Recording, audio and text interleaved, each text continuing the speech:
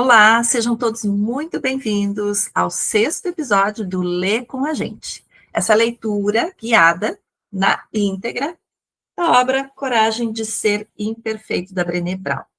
Eu me chamo Lisiane Pesce e tenho comigo sempre a companhia de uma amiga muito especial que se chama Débora. Né, Débora? Tudo bem? Oi, Lizzy, tudo bem? Vamos lá, Seguimos. E já seguimos. naquele convite, né, antes de chegar ao final do episódio, para que vocês se inscrevam, ativem o sininho, deixem seus comentários e também compartilhem com alguém. Às vezes a vida ela é tão corrida e a gente acaba não sentando para ler uma obra e ter a oportunidade que venha alguém e nos conduza nesse universo, nesse mergulho. E é isso que nós também estamos fazendo aqui. Além de todas as tomadas de consciência que vamos tendo no caminho, nós convidamos, então, vocês que usufruam, mas que também propaguem essa ideia. Nos ajudem, então, a fortalecer não só a nós mesmos, como a todos aqueles que chegam, né, Débora? Isso mesmo, vamos lá. Bora lá! Para quem está chegando, então, vamos para a página 42. E começamos ali no mito 4, que diz o seguinte: eu me garanto sozinho. Uma qualidade que temos em alta conta em nossa sociedade individualista é a capacidade de se virar sozinho, mesmo que possa parecer infeliz e deprimente. Admiramos a força que isso evoca e se garantir sozinho é algo reverenciado. A jornada da vulnerabilidade não foi feita para se percorrer sozinho.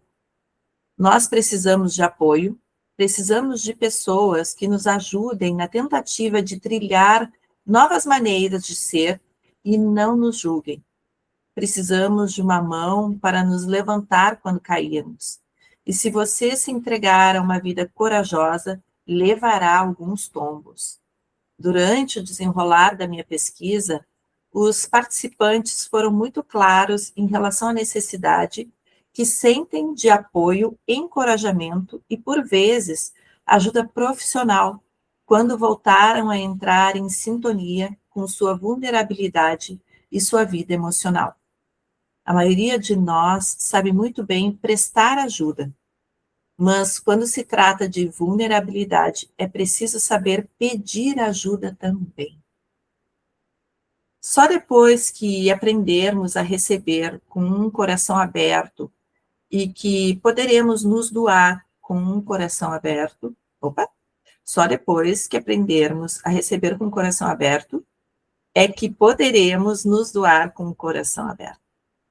Ao vincularmos julgamentos à ajuda que recebemos de forma inconsciente ou consciente, também estaremos vinculando julgamentos à ajuda que prestamos. Todos nós precisamos de ajuda. Sei que não poderia ter concluído nem a pesquisa, nem este livro, sem estímulos fortes que vieram do meu marido, da minha terapeuta, de vários livros e de amigos e familiares que estavam em uma jornada parecida. Vulnerabilidade gera vulnerabilidade, e a coragem é contagiosa. Alguns estudos muito respeitados sobre liderança que sustentam a ideia de que pedir ajuda é essencial e que vulnerabilidade e coragem contagiam. Em um artigo de 2001, publicado na Harvard Business Review, Peter Fuda e Richard Barham, não sei pronunciar, usaram uma série de metáforas para explicar como líderes estimulam e sustentam a mudança. Uma das metáforas é de uma bola de neve. A bola de neve começa a rolar quando um líder se dispõe a ficar vulnerável diante de seus subordinados. A pesquisa demonstra que essa atitude de vulnerabilidade é considerada corajosa pelos membros da equipe e que estimula os outros a seguir o mesmo caminho. Um exemplo da metáfora da bola de neve, contida na pesquisa de Harvard, é a história de Clinton, o diretor executivo de uma grande empresa alemã que descobriu que seu estilo centralizador de liderança estava impedindo os gerentes de tomarem iniciativas. Os pesquisadores explicam. Ele poderia ter agido em particular para mudar seu comportamento, mas em vez disso, trouxe a questão à tona durante um encontro anual com seus 60 principais gerentes, em que reconheceu seus erros e reformulou seu papel, tanto em nível pessoal quanto organizacional. Ele admitiu que não tinha todas as respostas e pediu que sua equipe lhe ajudasse a dirigir a empresa. Ao estudarem a transformação que sucedeu a esse encontro, os pesquisadores relacionaram que a eficiência de Clinton aumentou, sua equipe prosperou, houve ganhos em termos de iniciativa e inovação, e a empresa superou em desempenho alguns concorrentes muito maiores. Da mesma forma, minhas maiores transformações pessoais e profissionais ocorreram quando comecei a perceber quanto o meu medo de ficar vulnerável estava me tolhendo e reuni coragem para relevar minhas lutas e pedir ajuda. Depois de fugir da vulnerabilidade, descobri que aprender a se entregar ao desconforto da incerteza, do risco e da exposição emocional era, de fato, um processo doloroso. Eu acreditava que podia optar por não me sentir vulnerável. Logo, quando isso acontecia, quando o telefone tocava com notícias inimagináveis, quando eu tinha medo ou amava tão intensamente que, em vez de sentir gratidão e alegria, eu só conseguia me preparar para a perda, eu tentava controlar as coisas. Eu controlava as situações e as pessoas à minha volta. Fazia de tudo até que não tivesse mais energia. Parecia corajosa por fora, mas estava apavorada por dentro. Aos poucos, fui percebendo que essa couraça era pesada demais para eu carregar e que a única coisa que ela realmente fazia era me impedir de conhecer a mim mesma e de me deixar ser conhecida pelos outros. A falsa proteção exigia que eu ficasse encolhida e silenciosa por trás dela, sem chamar a atenção para minhas imperfeições e vulnerabilidades. Era exaustivo. Eu me lembro de um momento muito agradável quando meu marido e eu estávamos deitados no chão, vendo Ellen dar piruetas e fazer danças loucas no tapete. Olhei para Steve e disse: não é engraçado como eu a amo ainda mais por ficar assim tão vulnerável e desinibida, parecendo uma boba? Eu nunca faria isso. Você consegue se imaginar sendo tão amado assim? Steve olhou para mim e respondeu: pois eu te amo exatamente assim. Confesso que, como alguém que quase nunca se arriscava a ficar vulnerável, sempre fazia de tudo para não parecer boba, nunca me ocorrera que dois adultos pudessem se amar dessa forma, que eu pudesse ser amada pelas minhas vulnerabilidades e não apesar delas. Olha que forte. Todo o amor e o apoio que recebi, sobretudo de Steve e de Diana, minha terapeuta, me encorajaram a começar aos poucos a correr mais riscos e a me mostrar no trabalho e em casa de maneiras inusitadas. Aproveitei mais oportunidades e tentei coisas novas, como ser contadora de histórias, aprendi a estabelecer novos limites e dizer não, mesmo quando ficava com medo de deixar algum amigo magoado ou de recusar uma oferta profissional. Coisas que provavelmente mais tarde lamentaria. Mas, até aqui, eu não me arrependi de nenhum não. Retomando o discurso O Homem na Arena, do presidente Roosevelt, aprendi também que as pessoas que me amam, aquelas com quem realmente posso contar, nunca são os críticos que me apontam o dedo quando eu fracasso. Também não estão na arquibancada me assistindo. Elas estão comigo na arena, lutando por mim e segurando a minha mão. Nada transformou mais a minha vida do que descobrir que é uma perda de tempo medir meu valor pelo peso da reação das pessoas nas arquibancadas. Quem me ama estará ao meu lado, independentemente dos resultados que eu possa alcançar. Nós não podemos aprender a ser mais vulneráveis e corajosos por conta própria. Muitas vezes, nossa primeira e maior ousadia é pedir ajuda. Nossa, muito boa essa parte, hein? Vale a pena até reler, viu? Deixa aí a dica. Uhum. Então, Uau! vamos entrar no capítulo 3, então. Compreendendo e combatendo a vergonha. A vergonha extrai seu poder do fato de não ser explanada. Essa é a razão pela qual ela não deixa os perfeccionistas em paz. É tão fácil nos manter calados. Se, porém, desenvolvermos uma consciência da vergonha a ponto de lhe dar um nome e falar sobre ela, nós a colocaremos de joelhos. A vergonha detesta ser o centro das atenções. Se falarmos abertamente sobre o assunto, ela começará a murchar. Assim como a exposição à luz é mortal para os gremlins, a palavra e a conversa lançam luz sobre a vergonha e a destroem. Perfeito, né? Vulnerabilidade e vergonha. Há pouco tempo, depois que eu terminei uma palestra sobre famílias plenas, um homem me abordou ainda no palco. Ele me estendeu a mão e disse: "Eu só quero lhe dizer obrigado." Apertei sua mão e sorri com simpatia enquanto ele olhava para o chão, parecendo lutar contra as lágrimas. Então ele respirou fundo e falou: "Confesso que eu não queria vir essa noite. Eu tentei escapar de todo modo, mas a minha mulher não deixou." "E isso é comum", comentei, dando risada. Ele então prosseguiu: "Eu não entendia por que ela estava tão animada. Eu lhe disse que não imaginava uma maneira pior de passar uma quinta-feira à noite do que ouvindo uma mulher especialista em vergonha.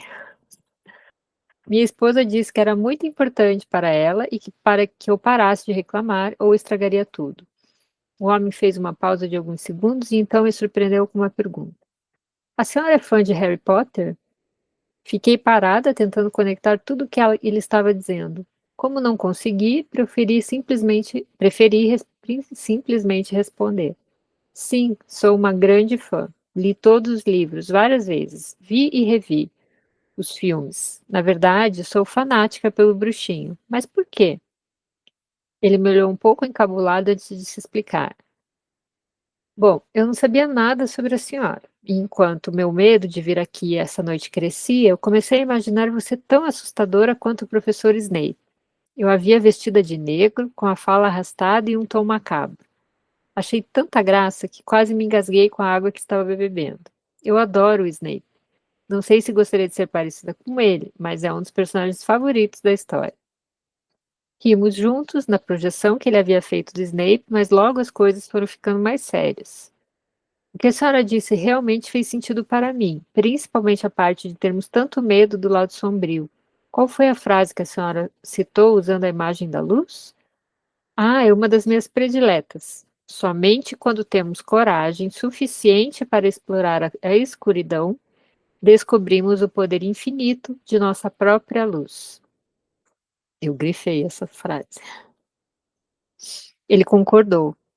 "Sim, eu tenho certeza de que era por isso que eu não queria vir. É incrível a quantidade de energia que gastamos tentando evitar esses territórios difíceis da alma, quando eles são os únicos que podem nos libertar. Cresci passando muita vergonha e não quero que os meus 3 filhos vivam isso. Meu desejo é fazer com que eles saibam que são bons o bastante, que não tenham medo de conversar sobre o lado duro de suas vidas conosco." Nesse ponto, nós já estávamos com os olhos marejados. Fiz um gesto meio desajeitado, oferecendo um abraço, e ele se aproximou. Depois daquele contato físico, ele olhou para mim e perguntou: "É necessário superar a vergonha para chegar à vulnerabilidade?" "Sim." O contato com a própria vergonha é fundamental para abraçar a nossa vulnerabilidade. Não podemos nos deixar ser vistos se ficarmos aterrorizados pelo que as pessoas podem pensar. Enquanto eu tropeçava tentando encontrar a melhor maneira de explicar de que forma a vergonha nos impede de ser vulneráveis e conectados com a vida, eu me lembrei de uma passagem muito querida de Harry Potter. Você lembra quando o Harry ficou achando que era mal porque andava com raiva o tempo todo e tinha sentimentos perversos? Sim, claro, respondeu ele animadamente. Na conversa com Sirius Black. É a lição de moral da história inteira. Exatamente. Sirius pediu a Harry que lhe escutasse com muita atenção e falou: Você não é uma pessoa má. Você é uma pessoa muito boa a quem coisas ruins aconteceram. Além do mais, o mundo não está dividido entre pessoas boas e comensais da morte. Todos nós temos luz e trevas dentro de nós. O que importa é a maneira como escolhemos agir. Este é quem você realmente é. Isso mesmo, disse ele, triunfante. Todos sentimos vergonha, todos temos o bem e o mal, a escuridão e a luz dentro de nós. Mas se não nos reconciliarmos com a vergonha, com os nossos conflitos, começaremos a acreditar que há algo errado conosco, que nós somos maus, defeituosos e, pior ainda, começaremos a agir com base nessas crenças. Se quisermos ser as pessoas plenas, estar inteiramente conectados com a vida, precisamos ficar vulneráveis, e para isso temos que aprender a lidar com a vergonha.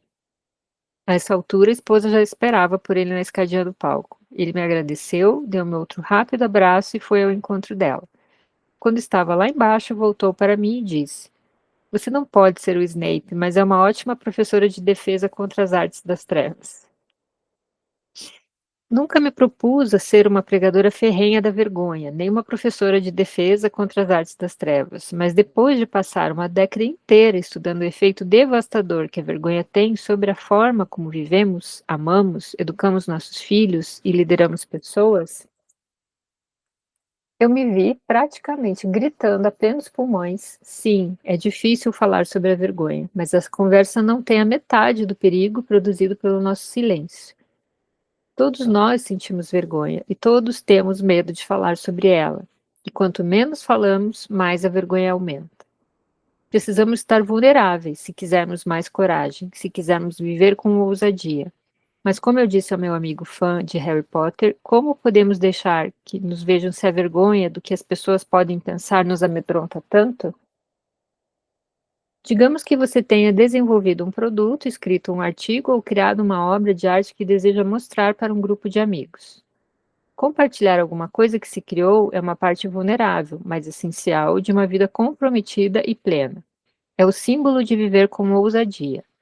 Mas dependendo da maneira como a pessoa foi criada ou de como se relaciona com o mundo, ela conscientemente ou inconscientemente atrela sua autoestima à maneira como seu produto ou obra é recebido pelos outros. Em outras palavras, se gostam do que ela produz, a pessoa acha que tem valor. Se não gostam, ela não tem valor. Uma dessas duas coisas acontece nesse momento do processo. Uma vez que você descobre que a sua autoestima está ligada ao que você produz ou cria, é pouco provável que vá mostrar o que fez.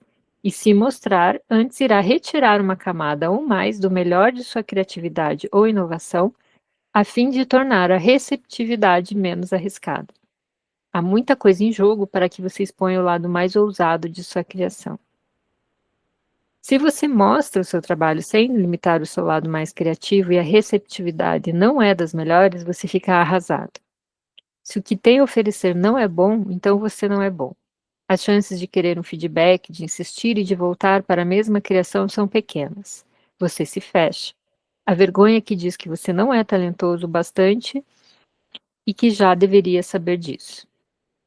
Se estiver imaginando o que acontece quando você atrela sua autoestima à sua arte ou ao seu produto e as pessoas gostam muito do que você faz, deixe-me responder a partir da minha experiência pessoal e profissional. Você está numa enrascada ainda maior. Tudo que a vergonha precisa para sequestrar e controlar a sua vida está justamente aí. Você transferiu a sua autoestima para o que as pessoas pensam. Teve sucesso algumas vezes, mas agora é totalmente dependente disso. Munido de uma consciência da vergonha e de uma capacidade de lidar com ela, este cenário é completamente diferente. Você ainda quer que os outros respeitem e até admirem o que criou, mas a sua autoestima não está em jogo. Você tem consciência de que é muito mais do que uma pintura, uma ideia de vanguarda, uma boa técnica de vendas, um bom discurso ou uma boa colocação na lista dos mais vendidos. Sim, Será decepcionante e difícil se os amigos e colegas de trabalho não compartilharem o seu entusiasmo ou se as coisas não caminharem bem, porém, essa decepção estará ligada ao que você faz e não ao que você é. Independentemente do resultado, você já o usou grandemente, e isso, sim, está totalmente alinhado com o seu valor, com a pessoa que quer ser. Só colocando uma vírgula aqui, e isso hoje é a regra para as redes sociais, né?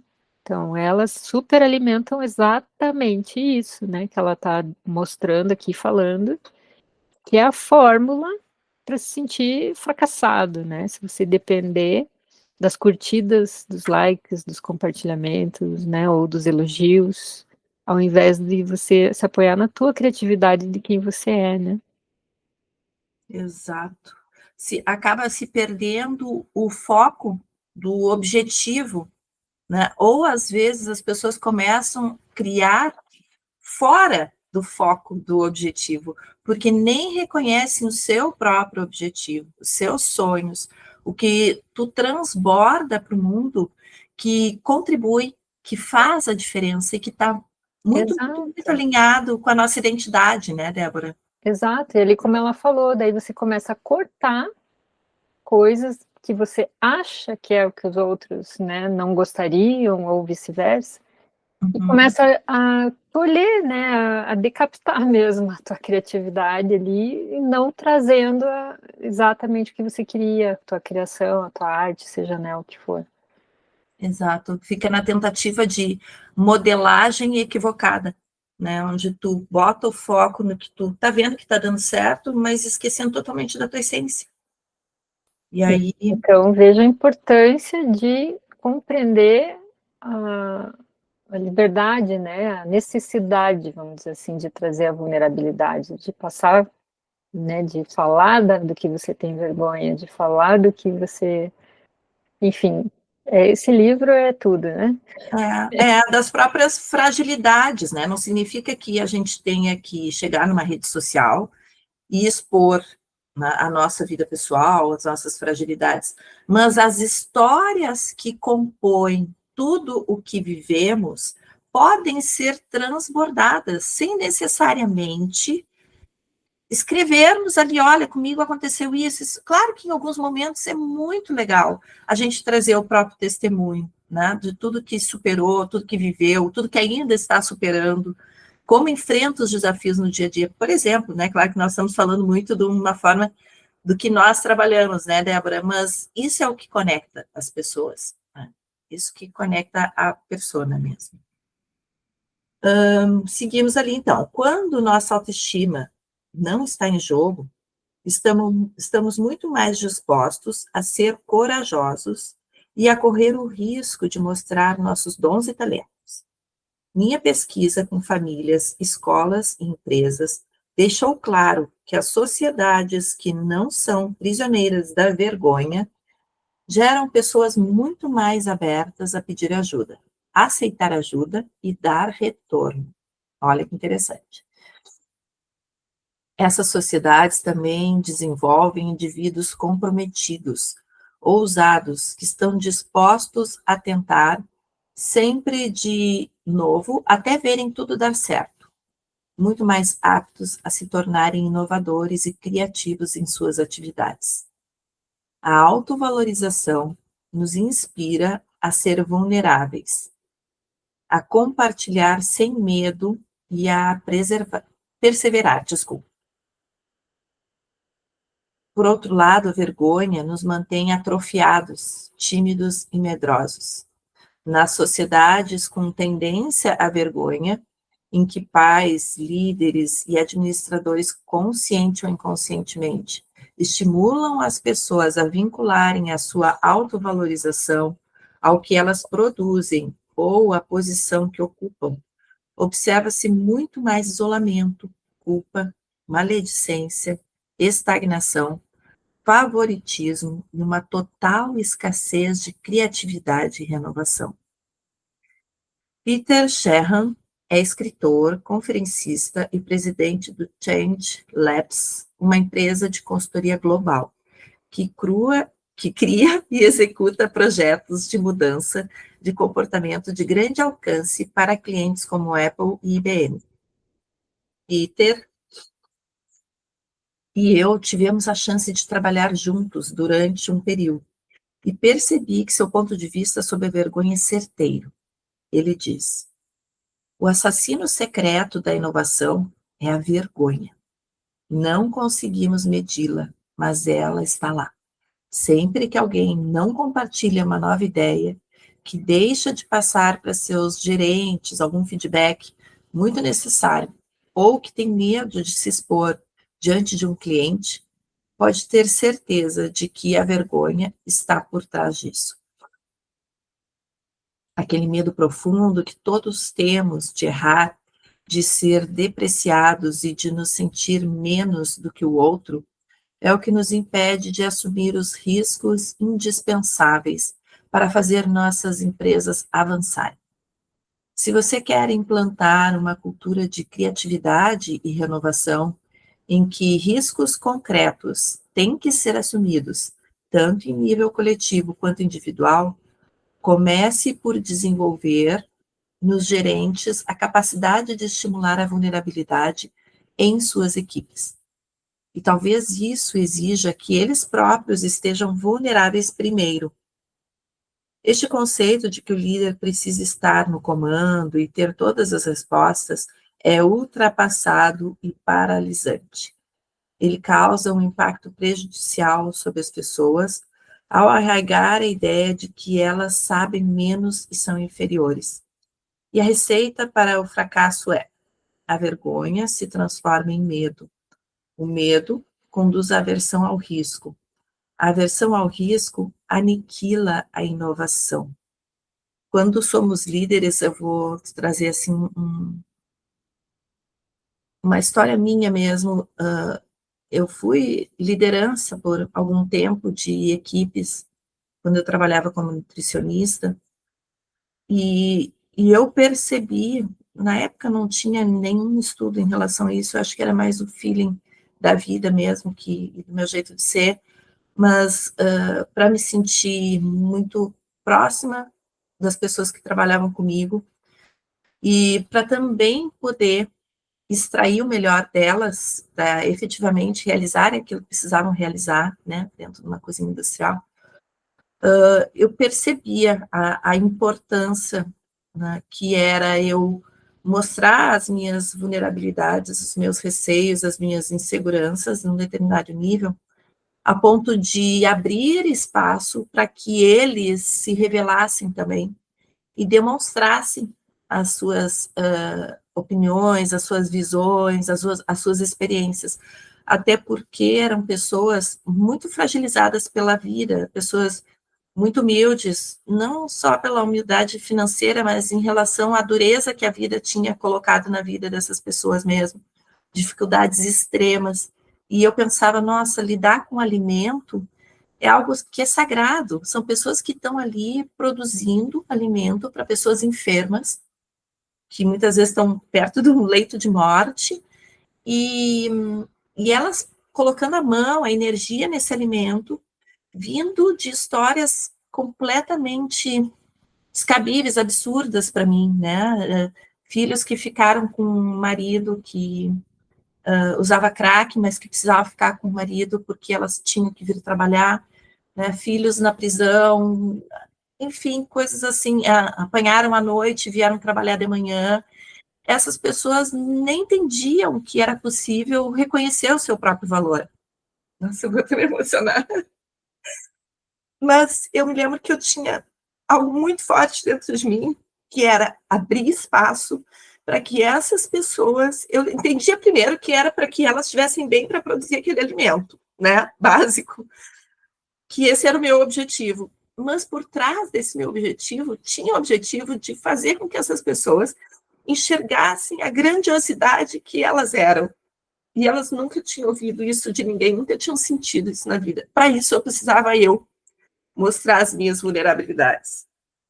E, nossa, eu posso dizer a vocês que todos os anos que eu trabalhei, eu sempre tive, assim, resultados muito, muito bons. não só em termos de resultados meus, não é sobre isso, mas é enxergar a capacidade dessas pessoas florescendo. Isso é incrível. Então, é sobre isso, né? Essa obra traz muito essa ideia. Nossa, me emocionei mesmo. Ai, menina, não tem nem nada para me limpar aqui. Amiga, porque ela é um pouquinho, vai sair da hora que a gente combinou, mas vamos restabelecer aqui. Maravilhosa você. Que é demais, sabe? É um choro de muita gratidão, muita felicidade e principalmente lembrança, porque da gente explorar mais esse lugar, de né, incentivar os outros também, através de momentos onde sim a gente revela a nossa vulnerabilidade, para Claro. fazer essa grande aliança e quantas vitórias a gente pode usufruir nesses momentos. Eu até tive chefias depois disso que mudou a chefia e a chefia que veio depois não entendia muito essa minha forma de ser. E nisso nós nos desconectamos e eu fui demitida. Foi nessa demissão aí que eu acabei entrando, né, nesse universo que hoje eu sou imensamente agradecida por aquela demissão, porque realmente a minha energia não estava mais lá. O ciclo havia mudado. Mas, enfim, daí esse é um outro capítulo da história. Vai lá, amiga. Perfeito. Ali a partir do em resumo, né? Em resumo, isso.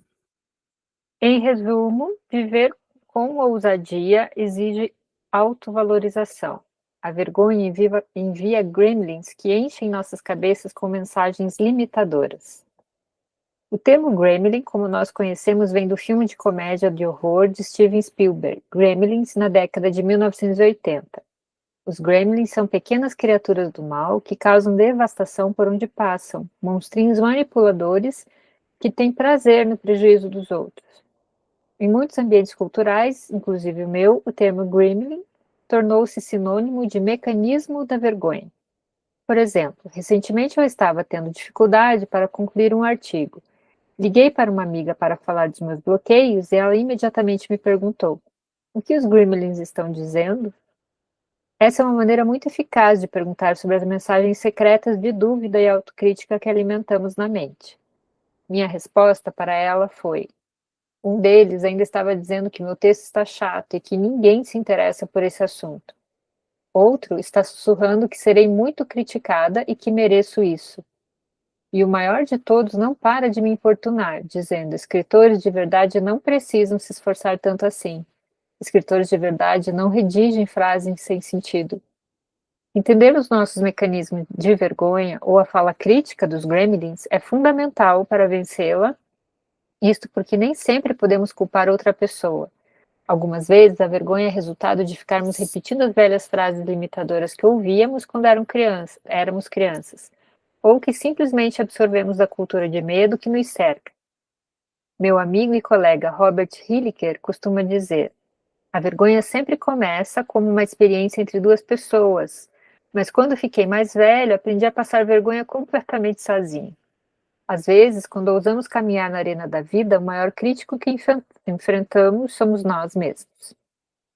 A vergonha extrai seu poder do fato de não ser explanada. Essa é a razão pela qual ela não deixa os perfeccionistas em paz. É tão fácil nos manter calados. Se por desenvolvermos uma consciência de vergonha a ponto de dar nome e falar sobre ela, nós a colocamos de joelhos. A vergonha detesta ser o centro das atenções. Se falarmos abertamente sobre o assunto, ela começará a murchar. Assim como a exposição à luz é mortal para os nossos gremlins. A palavra e a conversa lançam luz sobre a vergonha e a destroem. Assim como Roosevelt disse em seu discurso, quando ousamos grandemente, nós cometemos erros e nos decepcionamos várias vezes. Haverá fracassos, equívocos e reprovações. Se quisermos ser capazes de avançar em meio às duras decepções, aos sentimentos de ingratidão e a tristezas, que são inevitáveis em uma vida plena e bem vivida, não poderemos achar que os reveses são provas de que somos indignos de amor, de aceitação e de alegria. Se fizermos isso, nunca nos mostraremos nem tentaremos de novo. A vergonha espreita nos becos escuros da arena, esperando até que saímos derrotados e determinados a nunca mais correr riscos. Ela dá uma gargalhada e diz: Eu avisei que isso era um erro. Eu sabia que você não era bom o bastante. Saber lidar com a vergonha é ser capaz de dizer: Isso dói, isso é decepcionante e talvez até devastador. Mas o sucesso, o reconhecimento externo e a aprovação dos outros não são os valores que me controlam. O meu valor é a coragem, e eu fui corajoso, não me envergonho disso. Não podemos abraçar a vulnerabilidade se a vergonha estiver sufocando a nossa valorização e a nossa conexão com a vida. Sejamos corajosos. Vamos envolver nossos corações e mentes nessa experiência chamada vergonha para que possamos conquistar uma vida plena. Maravilhoso! E chegamos ao fim de mais um episódio. Somos muito, muito gratas por cada um de vocês estarem aqui conosco, fortalecendo esse momento. Deixem para nós os comentários das percepções, do que isso impacta a vida de vocês. Se tiverem dúvidas, por favor, estamos sim disponíveis a ouvi-los e responder. Então, por hoje é só. Um grande beijo e até o próximo episódio. Tchau, tchau.